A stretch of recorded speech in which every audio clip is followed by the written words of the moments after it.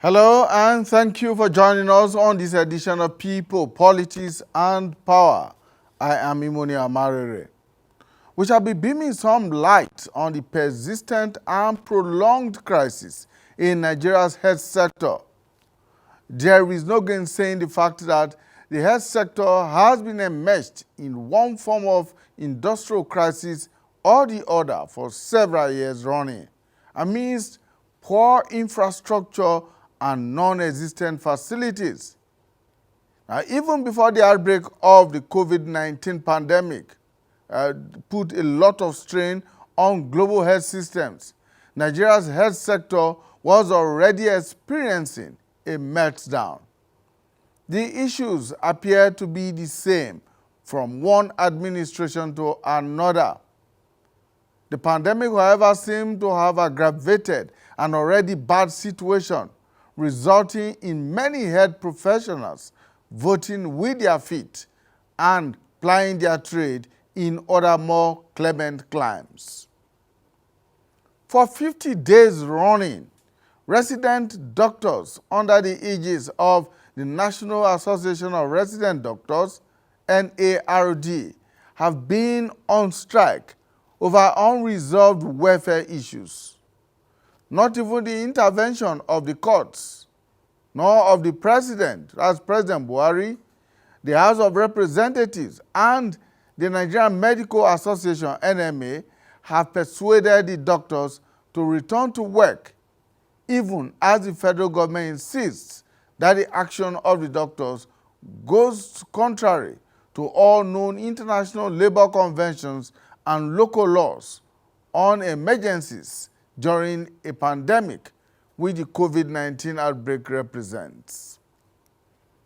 And as this is ongoing, the Joint Health Sector Unions, JOHESU, and Assembly of Healthcare Professional Associations, AHPA, declared a trade dispute on September 2nd. They gave the federal government a 15-day notice to meet their demands or face a crippling industrial action. That notice expired last Friday, September 17th. Luckily, however, some reason prevailed following a conciliation meeting. A fresh 15-day ultimatum has now been issued by the unions to government to meet their demands. In all of these, poor Nigerians who cannot afford private medical care are the ones suffering the most. With the resident doctors absent and now other health workers and professionals threatening to join, a total collapse of the sector cannot be far from being imagined. But what exactly are the problems and the challenges that continue to persist and cripple healthcare across the country? Why does it appear that the unions and government are holding on rigidly to their various positions without compromise? What is the way out?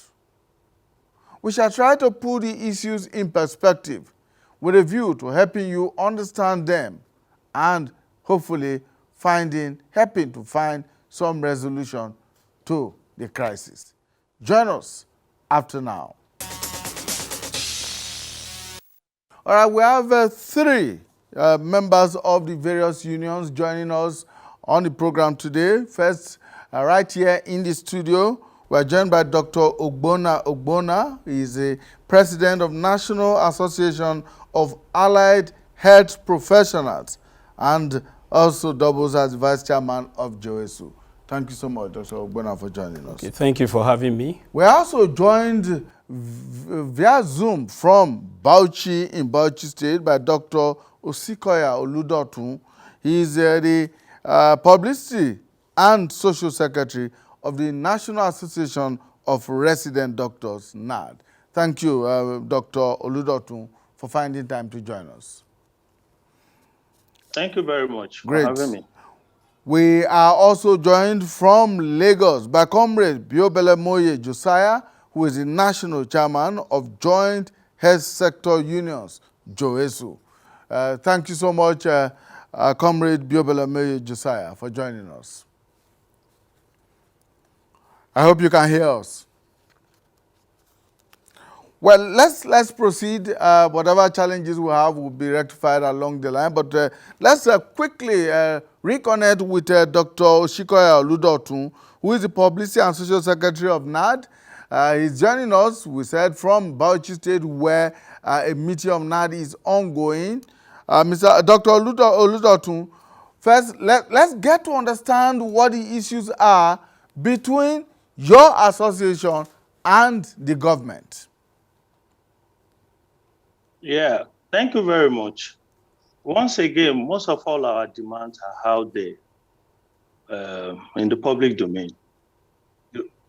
Everything is boils down to still the welfare of our member. Let me recollect that we were on strike sometimes in April for 10 days, and it was suspended after signing a memorandum of action with government.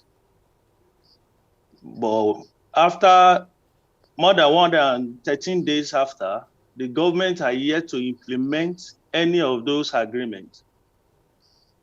So we have to reawaken our suspended strike August 2nd. And that's where we find ourselves today. Today make it 50th day that we have been on strike. And as of now that I'm talking to you, nothing has been done. We are talking about the salary of our workers being owed 6 to 8 months. They are yet to be migrated to IPPIS payment of medical residency training fund for 2021, and then those ones areas of 2020. Then we have a circular being written from the Office of Head of Service for the removal of our house officers and corpers from scheme of service and the likes like that. So up till now, nothing has been done as I'm talking to you. Well, Dr. Oludotun, you may think that all your demands are out there in the public view, but I can tell you that not very many Nigerians understand exactly why you are on this strike, aside of the fact that you are seeking or you are talking about welfare issues. It might just be good to clearly itemize the major ones so that the viewing public who are out there will understand exactly what the situation is. Because you speak from one side and the government is speaking from the other side.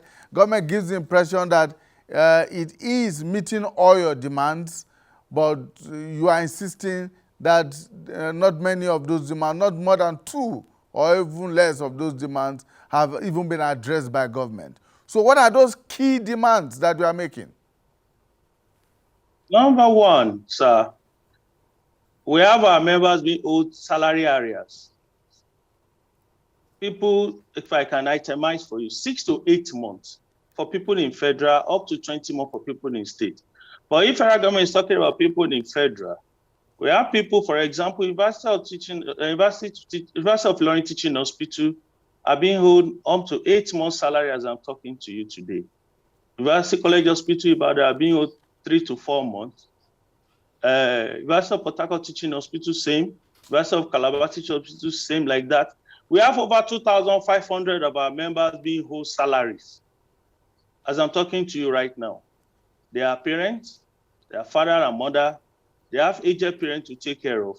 They have children to pay for their school fees. Right now, that students are going back to school. They have things to take care of. They have family to take care of. They have medical bills to pay for. And they are yet to pay just 1 naira. That's the germane one out of it. We cannot have a member that not being paid salaries. And another thing is casualization of doctors. Those doctors are casualized and yet they didn't pay them. And they were working. And you still expect us to go back to work and continue to work and continue to hold them salaries. They have things to pay for. Now that things are expensive in the country to purchase, things are expensive everywhere in the market. You can't expect us to go to the market and be telling them, okay, they are owing me money and don't worry, when they pay, I'll pay you back. For a doctor, it's wrong.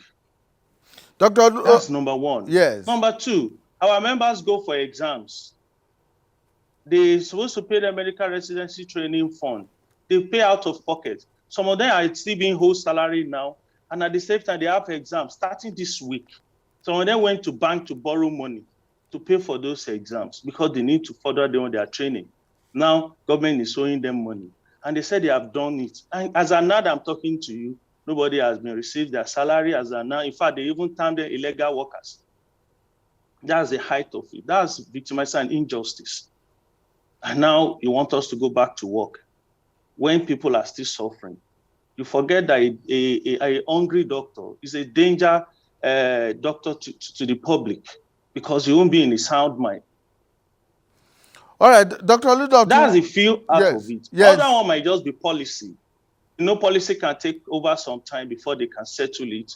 Or at least, if they're able to pay the salary areas of these people that are being whole, it will have solved a lot of things. We'll have been back at work presently as I'm talking to you. But now you want us to go back to work. In fact, you even start no work, no pay when you are still owing no salary. Okay, pay the money that you are owing us and expect us to come back to work. That you start no work, no pay, you take us to court. That's an injustice. It's wrong. It shows that there is insincerity from the part of the government. We are ready to go back to work any day, anytime. If they pay the salary today, now you see us back to work immediately. Because those two people are suffering. They are begging people for money here and there to feed their family. It's wrong. You can't talk. You are calling us essential worker. Now you are turning essential worker to beggar on the streets, begging friends for money to feed their loved ones. All right, it's wrong, sir. Dr. Oludotu, let's just take up two quick issues that you have raised here. That of salary arrears. Government has argued that it's carrying out a verification exercise before some of these salaries can be paid, and that the list that was submitted was padded by several thousands, and that has been discovered, and that there's a verification that needs to be done, and the NAROD itself ought to be contributing to that verification exercise. And then the issue of casualization.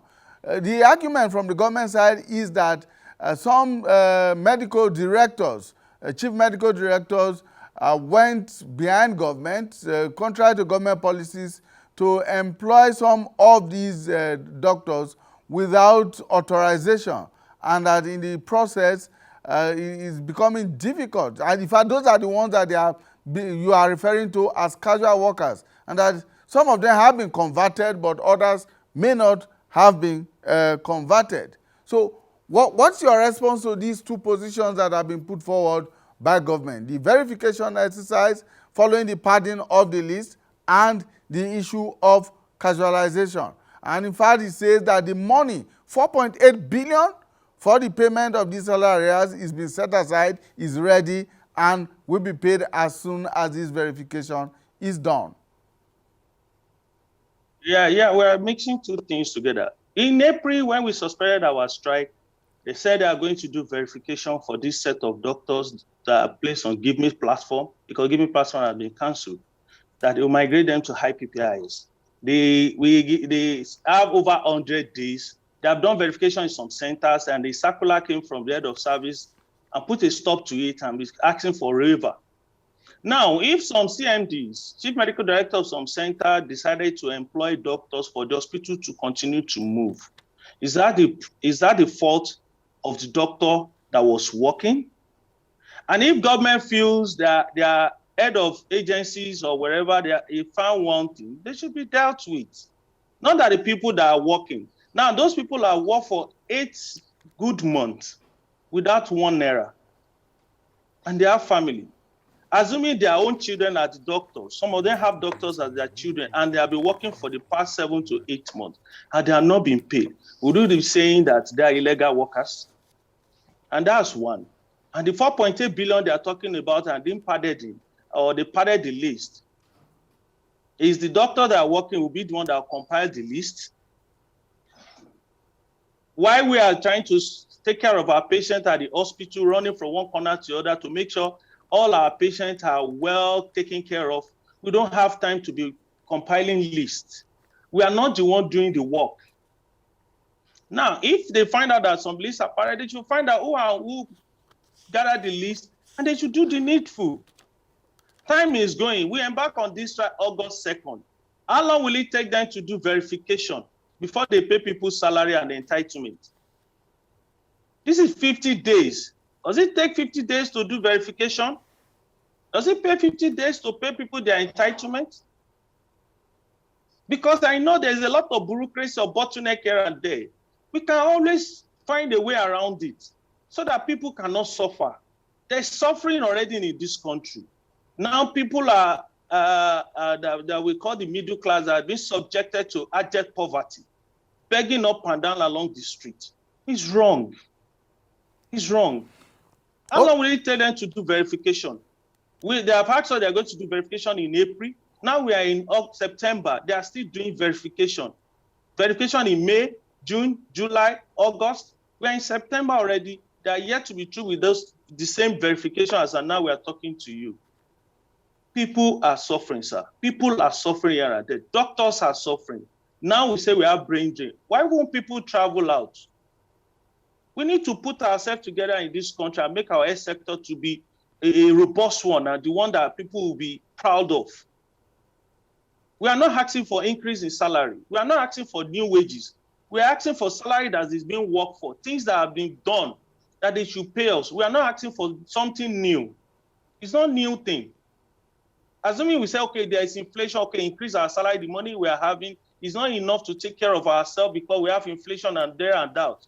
But it's not that. We are asking for what we have worked for.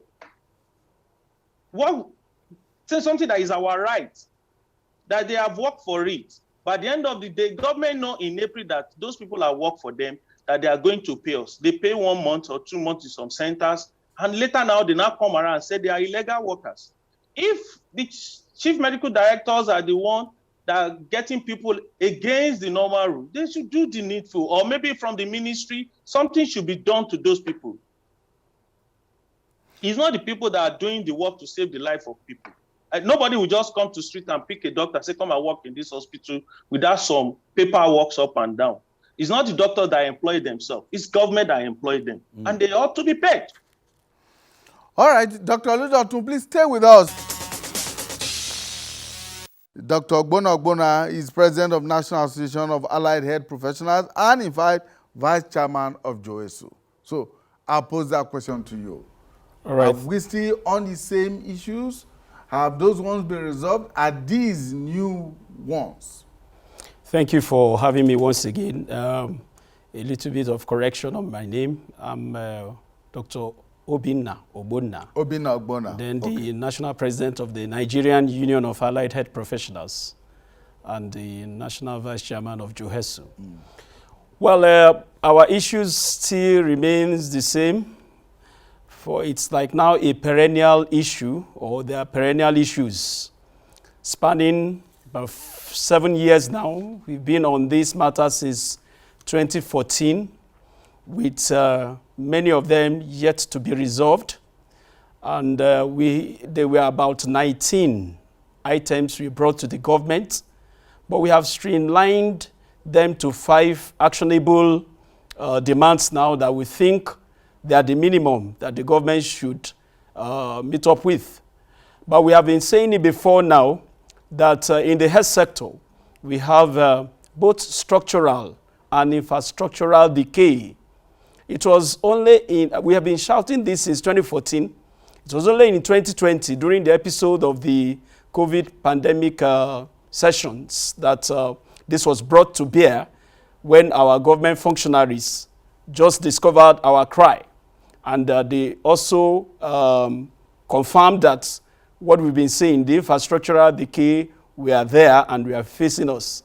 Then we were telling them that in Nigeria, we had only 3 molecular laboratories functioning. I mean, we just had only 3, but it was only 1 that was functioning. There were one in each of the 6 geopolitical zones, but 3 seems to be working. And then, but 2 breakdown, it was only 1 that was working. But luckily now, at least we have over 300 now because of the episode of COVID, and we thank God for that. Apart from that, we've also seen that so many centers do not have functional magnetic resonance imaging machines. Okay, and these are basic things that are needed in some of these tertiary institutions. They are like the 3rd class level of treatment, that is the highest that we have. But so many of them are having obsolete machines. The last time that about 14 or 17 hospitals in Nigeria, tertiary institutions, were equipped with all these latest down-to-earth medical equipment was in 2007, during the Obasanjo era, that we had the VAMED program. I mean, after then, we just had to continue to cope with what we are having. So many of them are going to, I mean, they are not obsolete, they are not functional. Maintenance cultures, in keeping the machines functional, had reduced. And having said that, then we now have welfare issue. We are in the welfare, we call it wellness environment. If the well-being of the man that is supposed to bring wellness to his clients is not taken care of, how well will that well-being be? So, we are the caregiver. We need to be cared for. All of the issues that pertain to our welfareism had also been swept under the carpet. And we've been giving so many notices to government, ultimatum over and over. But because of the maturity, patriotism, and the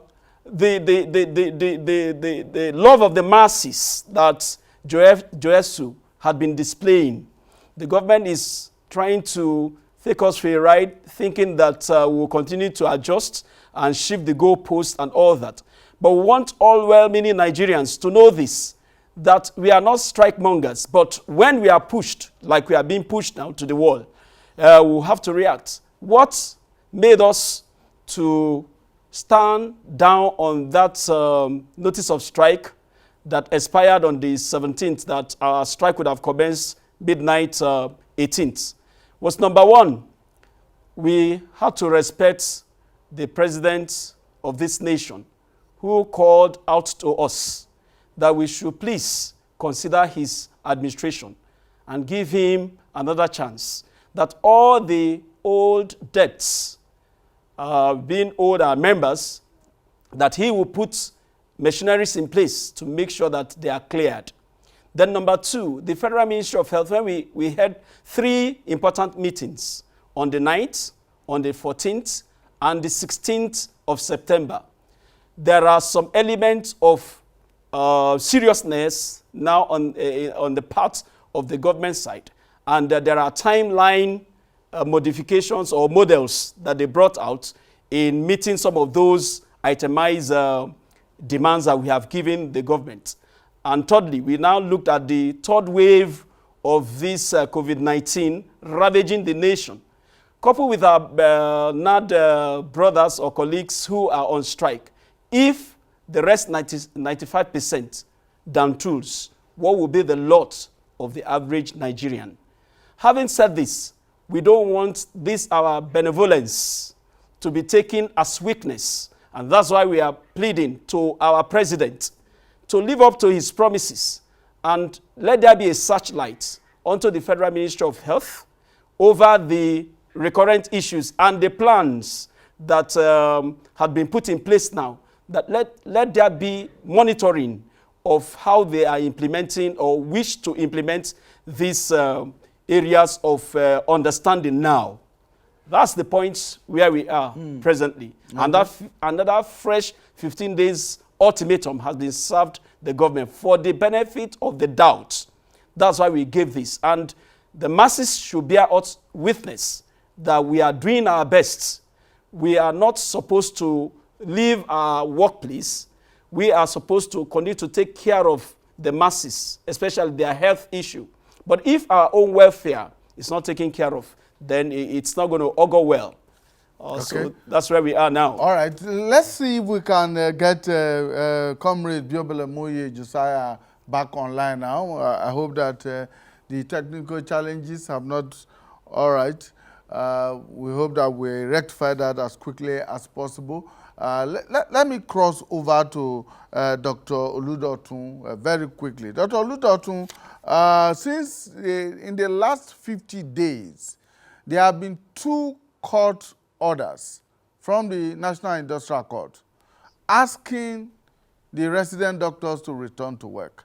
And you have, as it were, turned down this directive or this order of the court. And some particularly people in government, are beginning to interpret that to mean that you may be in contempt of the court. Why are you not obeying court orders?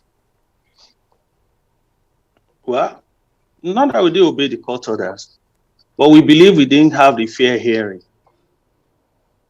Because that's why it took us immediately to file for stay of execution and appeal of that ruling immediately.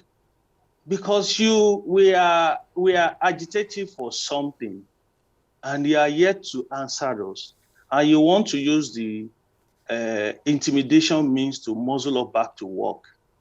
Is wrong. So we are immediately, because it's our right to even ask for fair hearing, we already applied for stay of execution and appeal of that ruling. So everything still remains status quo, sir. So we are waiting for the ruling on our stay of execution at the same time on our appeal. What we are saying, you give us something, and we should be able to shift ground. But they didn't give us anything. You want to force us back to work. It's wrong. We have a right to go on strike, and we have a right to fair hearing. So everything is in court right now. Well, government also argues that it has tried as much as possible to stick to the terms of the MOU that you signed with government. And that you on your own side, you seem not to be respecting that MOU.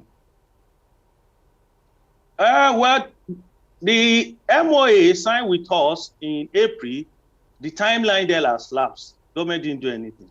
Even the memorandum of understanding they signed with Nigerian Medical Association, not with NAD, the timeline has lapsed as at last week or some weeks ago. And nothing has been done currently as I'm talking to you. That's with MOU. You know, we have signed series of memoranda with government, from memorandum of understanding to memorandum of terms of settlement to memorandum of action, memorandum of action with addendum. Now they sign memorandum of understanding with Nigerian Medical Association with the timeline lapse already. Because we're supposed to meet them on last Thursday to sign the memorandum of understanding with government. But because of our terms of settlement with them, they didn't agree. That's why we were unable to agree on some things. Now, we have many memoranda out there. None of it has been implemented. And timeline giving has lapsed. Okay, now is there a possibility that the disagreement amongst the unions in the health sector might also be responsible for these prolonged challenges and crises? For instance, the NMA seems to want to negotiate outside of what NAROD is negotiating, outside of what JOHESU is negotiating. Yeah, well, I don't know. The Honorable Minister of Labor and Employment, in his wisdom, decided to negotiate with Nigerian Medical Association instead of Nigerian Association of Resident Doctors. And I don't believe NMA can negotiate on our behalf. If we are going to negotiate with us, we have to be on ground and we have to be on the same side. We have to be at the same par with what they are taking to the table so that all our members will be satisfied.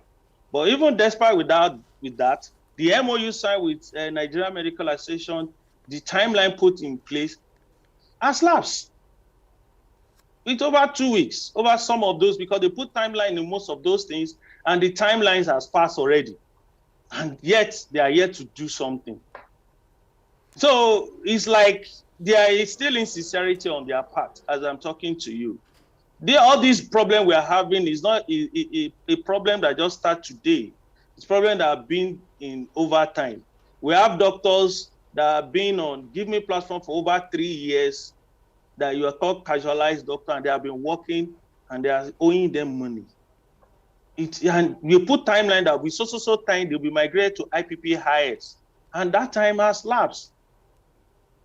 And yet they are still there, and they are still owing them salaries. Not new salary, not new emolument or whatever. salary they have worked for. We are not asking for maybe they are paying part of our money or something. A whole month's salary. January, February, March, April, May, June. Even if you don't count the August that they put no work, no pay. What happened to those months? If I don't believe somebody will be working in an establishment for more than 5 months and they have not been paid salary and they expect the person to put 100% to that work.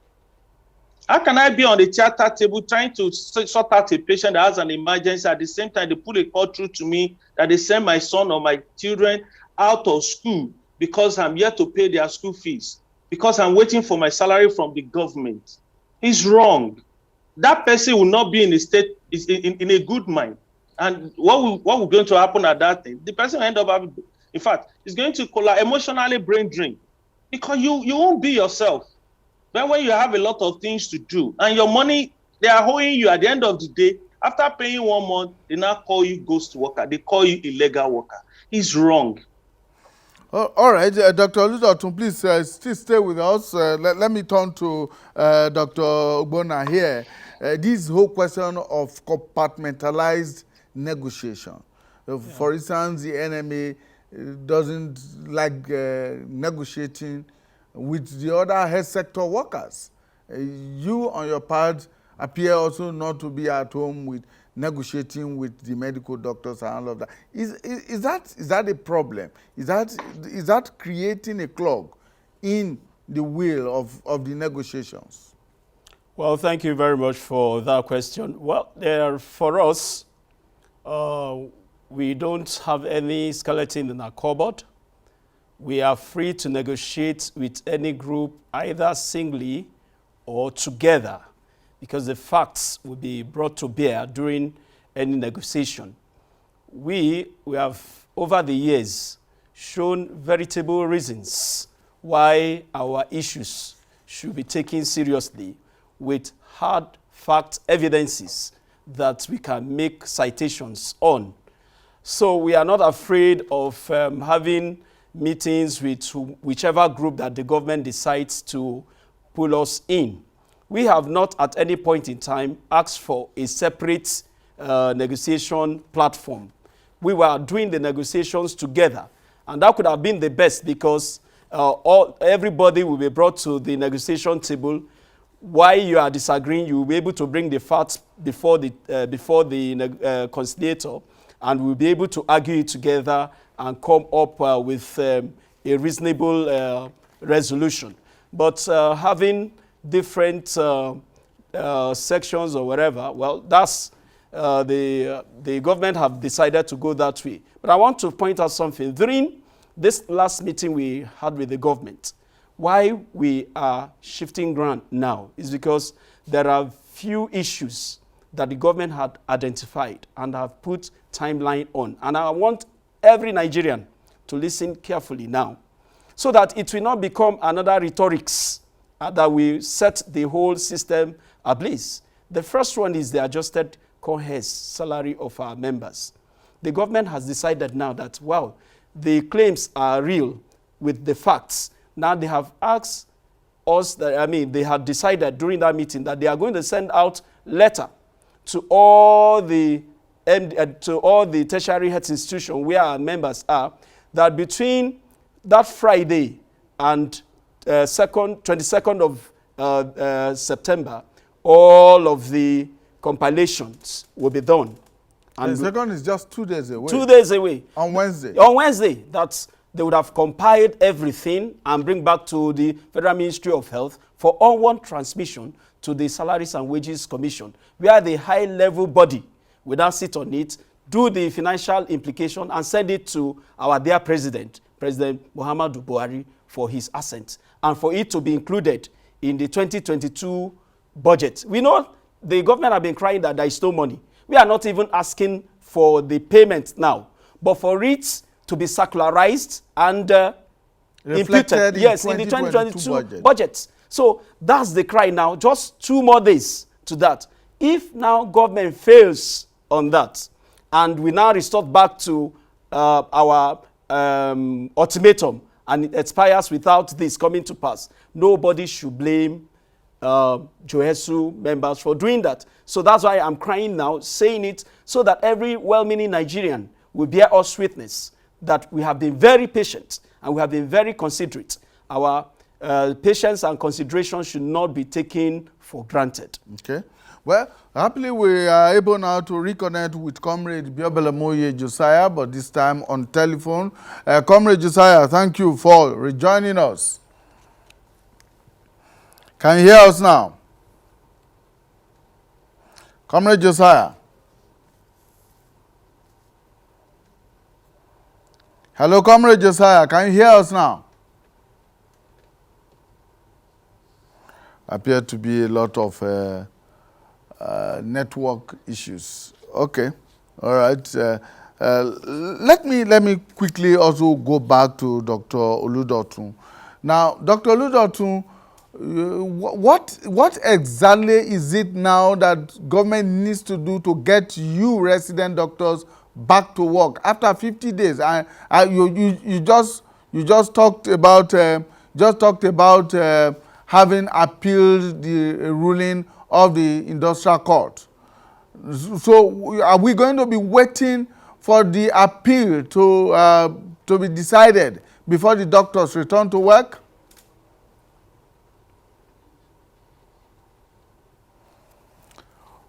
All right, Dr. Oludotun, we have lost that connection there. But okay, let me come back to you, Dr. Ogbonna. The issues you have narrowed them to five. And I believe those 5 will include the 30% shift duty allowance for nurses and others, the upward adjustment of consolidated health salary structure, what you call COHES, with the consolidated medical salary structure, COMES. Yeah, that is for it to be done the way it was done for COMES. For COMES, yes. Other issues are also there, like the placement of consultant pharmacists. That is, they have given, the head of service had already given a circular to that effect. The implementation by the tertiary hospitals and federal medical center, where we have qualified pharmacists in that category, should also be done. We don't need to come and argue that. Then there are other court judgments, the alternative dispute resolution consent judgments that had been passed. We don't need to come and argue on those ones. Then there is this defective implementation of the COVID inducement hazard allowance. There is a balance of 40% that is meant for our people, for our members. Some were even omitted. So we need government to do that. Then the right placement of nurses, graduates, and their intern at the appropriate entry point should also be done. These are some of the simple administrative things that warrant no pressure or ultimatum on. But over the years, it has been glossed over, and people are not happy. We are not happy about that. So, all right, let's try again now and see if we can get Comrade Biobelemoye Josiah, who's joining us via telephone now. Comrade, thank you for joining us again. Hello, Comrade Josiah. Can you hear us, Comrade? Well, it appears that the networks are not cooperating so much today. So I'm going to ask you the question that was meant for him, because government has said that it has budgeted 37.5 billion naira for hazard allowance, but is delayed. The payment is delayed because of the disagreement between the NMA and Johesu. Well, I don't think... I guess that's one of your 5 main demands. It's among it's very important. Well, we have gone far on this, and it's time for government to go ahead and do what it's needful in this matter. It should not be pushed back to the unions, because negotiations on that, as far as we are concerned, is done and dusted. Let the government now use her willpower to go ahead and implement it. In as much as the money has been earmarked, Why should the government wait any longer? We have listened to government. We have brought the proposal of government to our members. And our members also have given the go-ahead that our monies in that regard should be paid. Because we left a caveat. If you are having different negotiations with different people, there is a leveler. You said you have 37.5 billion to settle health workers. We know that the Joesu family, we are about 413,000. And we know that the medical practitioners, they are about 18,000. And if you have, the way you have compartmentalized it, we know what it will narrow down to. So go and use that ratio and do it, and everybody will be home and dry.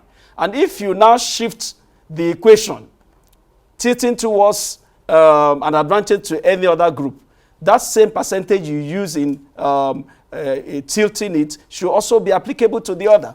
So, but now we are done with our negotiation.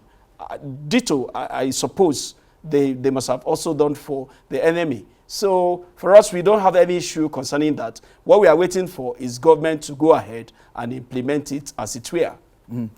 Okay, Comrade Josiah Biobelemoye, we've been trying to reach you for so long, and well, our time is fast running out, but we must bring you in at this point as president of Joesu. You have been on this matter for quite a while now. What are the main outstanding issues as of today? The same old issues. No single has been attended to. None. Hello? We are with you. Okay. Like I said, no single issue has been attended to. Even after the president, in 2020 March, when we visited him, gave directive that these issues should be resolved amicably. None has been settled.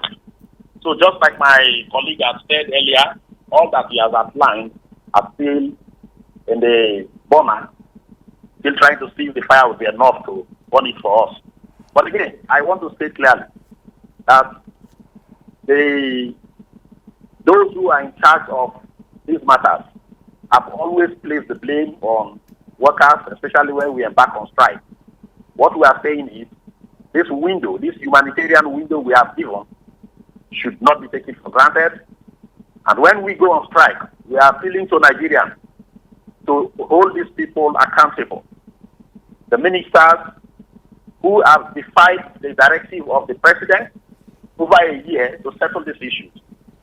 The same ministry that defied even when the chief of staff in February, when we wrote to the chief of staff also wrote to the ministry, and that this matter should be amicably resolved, that our peace-loving attitude should not be taken for granted, should not be misconstrued for weakness. But because I think the ministry people believe that they have a very swayed law where it says that no work, no pay, and that they have that in their back pocket as a red card of a staff referee. So they feel that they will deny us our right, and if we now embark on strike, just like they are doing with they have done with us before, and now they are still doing with the ARB. So they are doing that. But what Nigerians can do to change that is holding them accountable. In civilized world, when you enter into an agreement and you fail to meet that agreement and it results to such issues in an essential service department, I think those at the arms are fair ought to go for resignation. They should resign.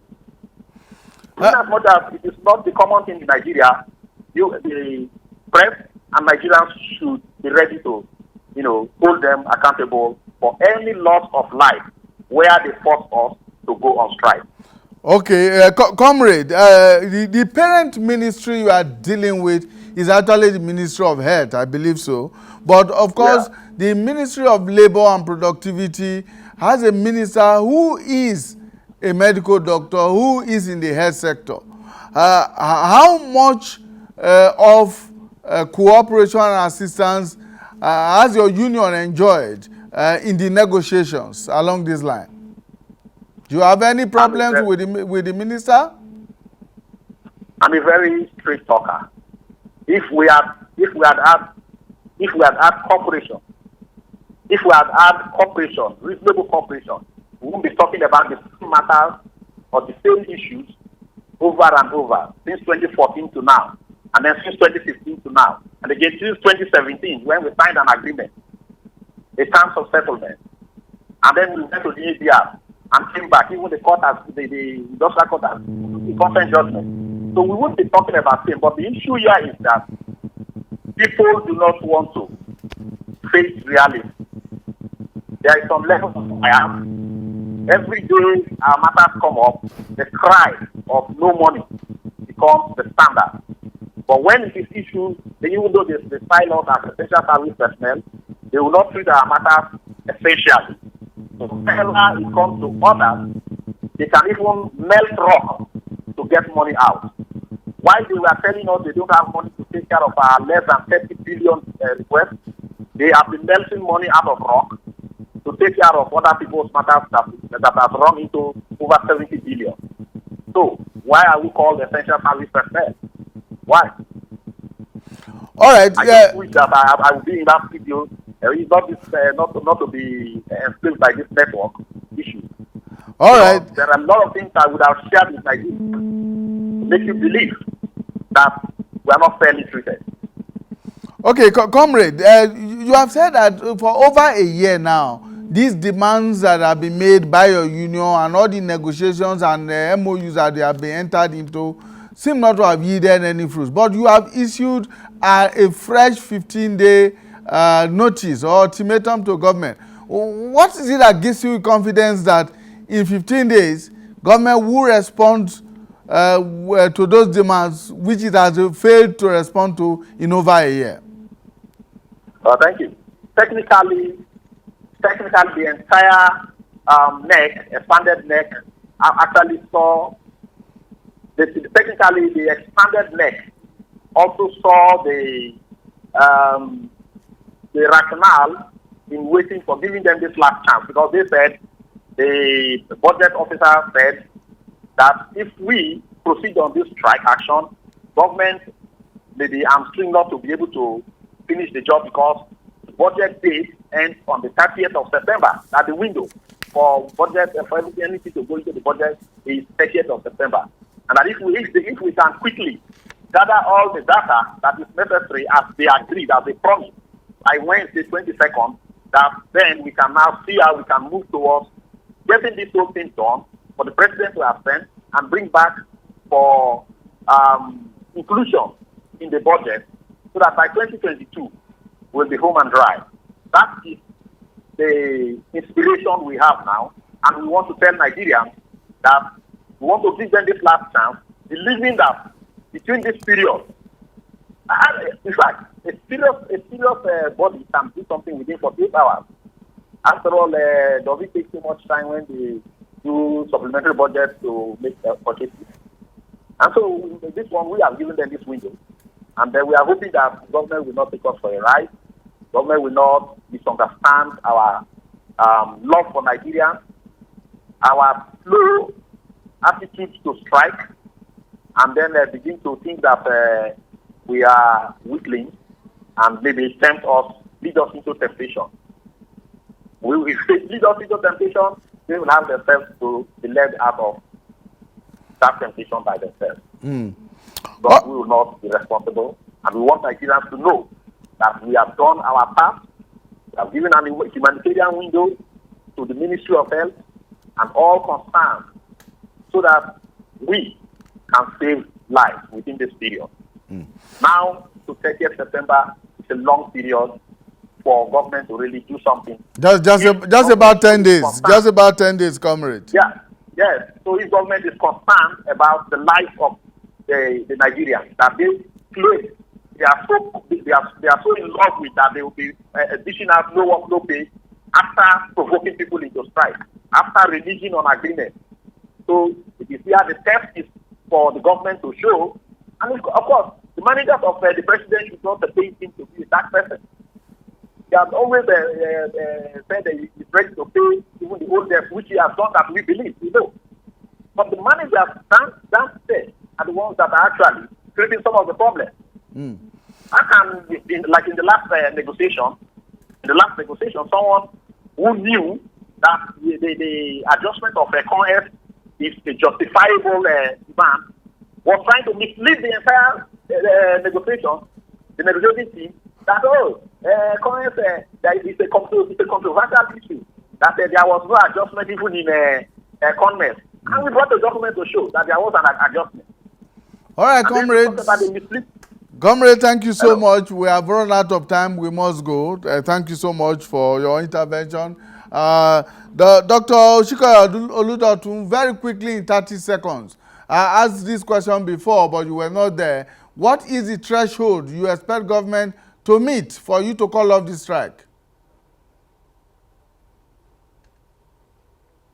Dr. Oludotun, what is the threshold you expect government to meet for you to call off this strike? Well, if I hear you very well, what do you expect government to do for us to come back? Because I think there's a network problem from this side. Well, at least we have our minimum demand. First of all, pay the salaries of our members. Pay the medical residency training fund, because people have started going for the exam this week. And the circular about the removal of house officer from service scheme should be reversed. Okay. At least let people that are being owed salary get their money, and let us move on. Timeline for all that things can still be put in place if we meet again. But at least, not that we should continue negotiation when some people are still expecting their money that they have worked for, their salary. At least we can start from there. All right, thank you so much. Beating around the bush, doing nothing. Thank you so much, Dr. Oshikoya Oludotun, the Publicity and Social Secretary of the National Association of Resident Doctors, NAD. He joined us via Zoom from Bauchi, where a meeting is ongoing. Thank you so much for your time. And Comrade Biobelemoye Josiah is the National Chairman of Joint Health Sector Unions, JOESU. He joined us from Lagos. Eventually via telephone, since network will not let us have him on Zoom. Thank you so much, Comrade, for your time. Thank you. And right here in the studio, we were joined by Dr. Obinna Ogbonna.